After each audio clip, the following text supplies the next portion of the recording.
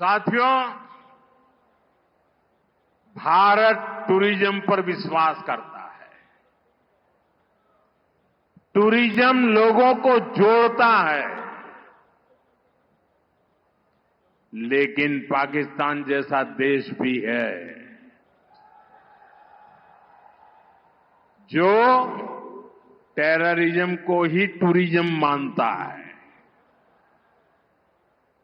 और ये दुनिया के लिए बहुत बड़ा खतरा है। हमारे गुजरात में कच्छ के लोगों को पता होगा कि पहले गांधीनगर से कोई भी मंत्री, मुख्यमंत्री कच्छ आते थे 25-30 साल पहले, तो उनके भाषण में पाकिस्तान से शुरू होता था, पाकिस्तान पूरा होता था, और कच्छ वालों को बार बार याद कराते थे पाकिस्तान, पाकिस्तान, पाकिस्तान। आपने देखा होगा 2001 में मैंने तय कर लिया कि मैं समय उसमें बर्बाद नहीं करूंगा।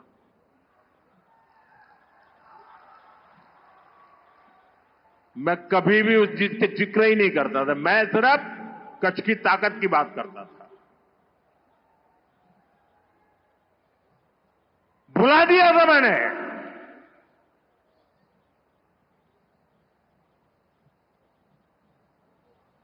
और कच्छ के लोगों ने पूरे सामर्थ्य के साथ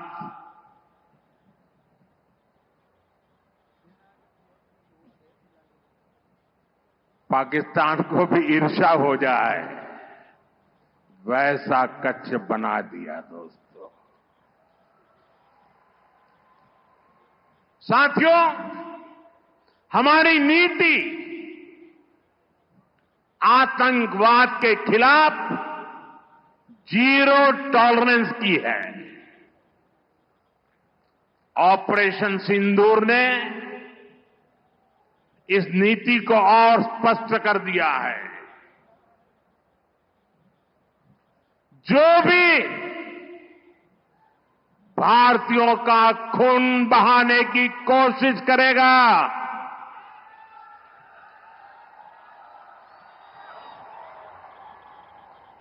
उसको उसकी भाषा में ही जवाब दिया जाएगा।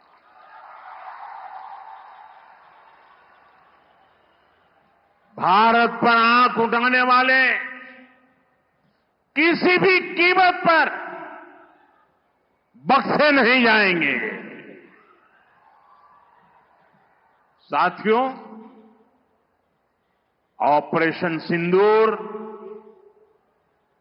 मानवता की रक्षा और आतंकवाद के अंत का मिशन है।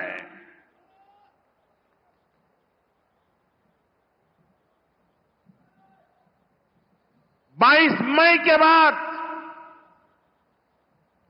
मैंने कभी छुपाया नहीं, सीना तानकर बिहार की जनसभा में मैंने घोषणा की थी,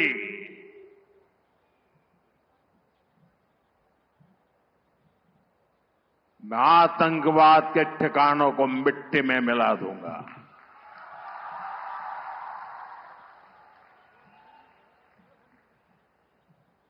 पंद्रह दिन तक हमने इंतजार किया,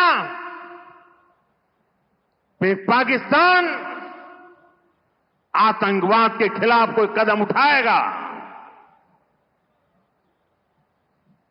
लेकिन शायद आतंकवाद ही उनकी रोजी रोटी है। जब उन्होंने कुछ नहीं किया तो फिर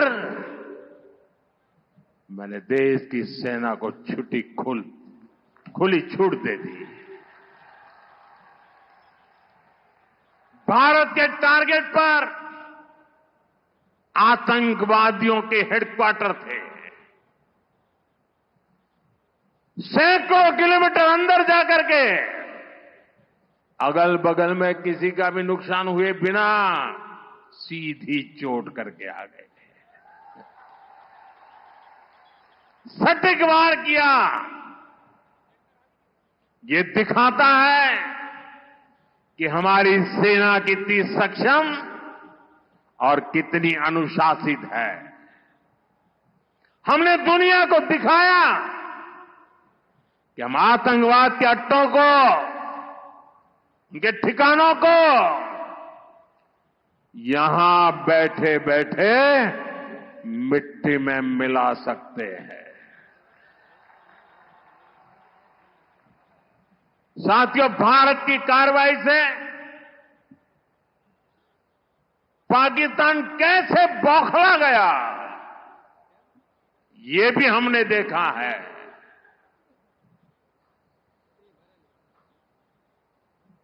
9 तारीख रात को हमारी कच्छ की सीमा पर भी ड्रोन आए, ड्रोन। उनको लगता था कि मोदी गुजरात का है तो जरा गुजरात में कमाल कर हुए मालूम नहीं है।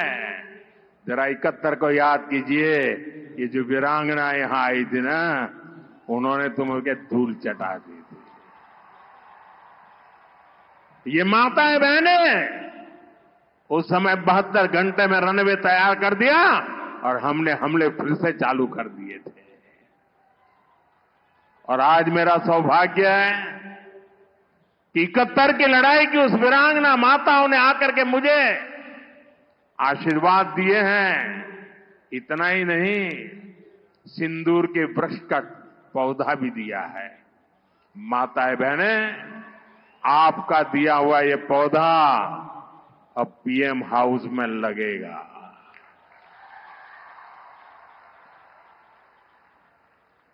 ये सिंदूर का पौधा है, ये वट वृक्ष बन करके रहेगा।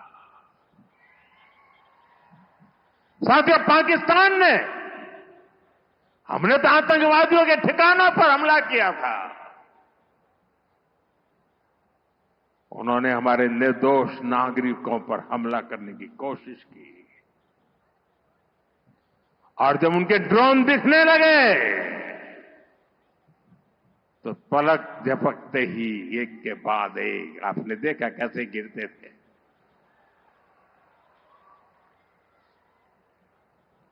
और तब भारत ने भी उनकी सेना पर 2 गुनी ताकत से हमला किया। भारत ने जिस सटीकता से पाकिस्तान के एयरबेस को, उनके सैनिक ठिकानों को तबाह कर दिया, उससे दुनिया हैरान हो गई। जैसा मैंने कहा, आपने तो 71 की लड़ाई देखी है। इस बार पूरा पाकिस्तान कांप रहा था दोस्तों, कांप रहा। और 71 में वो सोचते थे कि हमने भूज के एयरबेस पर हमला किया था, और उस समय हमारी बहनों ने कमाल करके दिखा दिया था, बहादुरी की मिसाल दिखाई थी। और साथियों, पाकिस्तान के हमले का जवाब हमने इतनी ताकत से दिया कि उनके सारे एयरबेस आज भी आईसीयू में पड़े हैं, आज भी आईसीयू में पड़े हैं। और तब जाकर के पाकिस्तान शरणागति के लिए मजबूर हो गया। पाकिस्तान को लगा बच नहीं सकते। भारत ने रौद्र रूप दिखा दिया है और आखिरकार ये हमारी सेना का पराक्रम था, ये हमारी सेना का साहस था, ये हमारी सेना का सटीक ऑपरेशन था। कुछ ही घंटों में पाकिस्तान ने सफेद झंडा फहराना शुरू कर दिया। उन्होंने कहा कि हम गोली नहीं चलाना चाहते। हमने कहा हम तो पहले भी कह देते थे भाई, हमने तो पहले ही कहा था। हमने आतंकवाद के ठिकानों को तोड़ना था, मारना था, सबक सिखाना था। उसके बाद तुम्हें चुप रहने की जरूरत थी, लेकिन तुमने गलती की तो तुम्हें सजा भी भुगतनी पड़ी। साथियों, भारत की लड़ाई सीमा पार पल रहे आतंकवाद से। जो आज इस आतंकवाद को पाल पोस रहा है, उससे हमारी दुश्मनी है। मैं कच्छ की इस धरती से, पाकिस्तान की सीमा पर सटा हुआ मेरा जिला है, मैं पाकिस्तान के लोगों को भी कहना चाहता हूं, क्या पाया आपने? हिंदुस्तान दुनिया की चौथी इकोनॉमी बन गया और तुम्हारा हाल क्या है? तुम्हारे बच्चों के भविष्य को बर्बाद किसने किया? तुम्हें दर दर भटकने के लिए मजबूर किसने किया? ये आतंकवाद के आकाओं ने।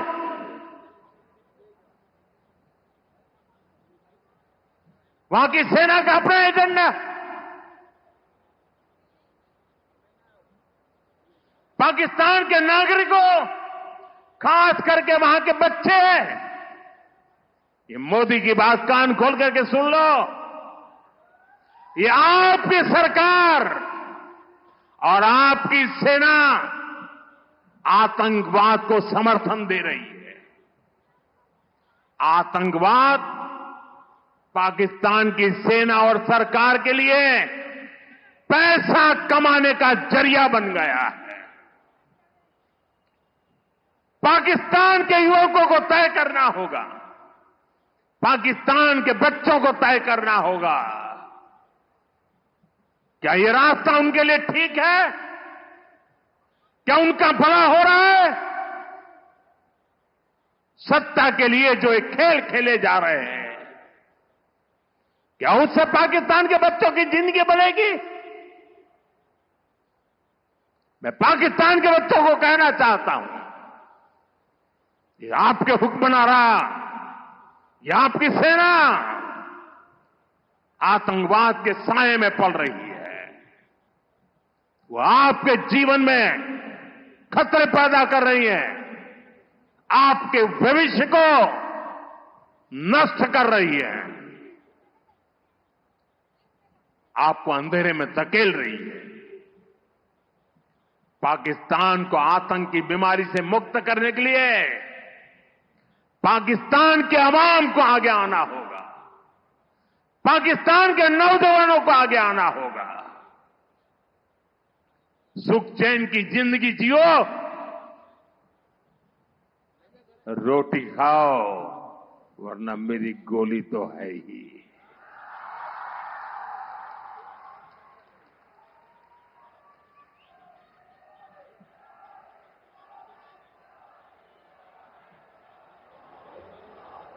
साथियों, भारत की दिशा एकदम स्पष्ट है। भारत ने विकास का पथ चुना है, शांति और समृद्धि का रास्ता चुना है। मुझे भरोसा है कि जैसे कच्छ की जो स्पिरिट है, वो भारत को विकसित बनाने के लिए भी प्रेरणा बनेगी।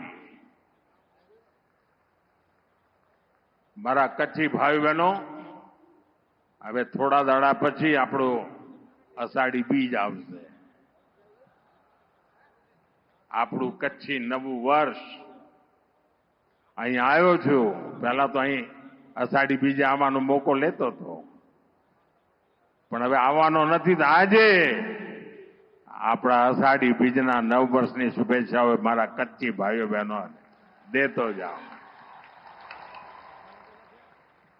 કચ્છના મારા વાલા ભાઈ બહેનો, આપનો પ્રેમ, આપના આશીર્વાદ અને આજે જે રોડ શો કર્યો આપે આટલી ગરમીમાં એરપોર્ટ ત્યાં સુધી માનવ મહેરામણ ઉમટ્યું હતું. કચ્છને મારા 100 સલામ દોસ્તો, 100 સલામ. એક વાર ફરી આપ સૌને અનેકવિધ વિકાસ કાર્યોની ખૂબ ખૂબ શુભકામનાઓ આપું છું. મારી સાથે જોર પૂરી તાકાતથી બોલીએ અને તિરંગા ઝંડાને બરાબર ઊંચા કરીને કરીએ. ભારત માતા की, भारत माता की, भारत माता की, भारत माता की. वंदे वंदे वंदे वंदे वंदे वंदे वंदे. बहुत बहुत धन्यवाद. धन्यवाद माननीय प्रधानमंत्री जी, आपके प्रेरणादायी उद्बोधन और आपकी गरिमामय उपस्थिति के लिए हम आपके आभारी हैं. कच्छ की धरती से विकास यज्ञ का नया आरंभ करने के लिए बहुत बहुत धन्यवाद. आइए एक बार तालियों के साथ माननीय प्रधानमंत्री जी का आभार व्यक्त करते हैं. धन्यवाद माननीय प्रधानमंत्री जी.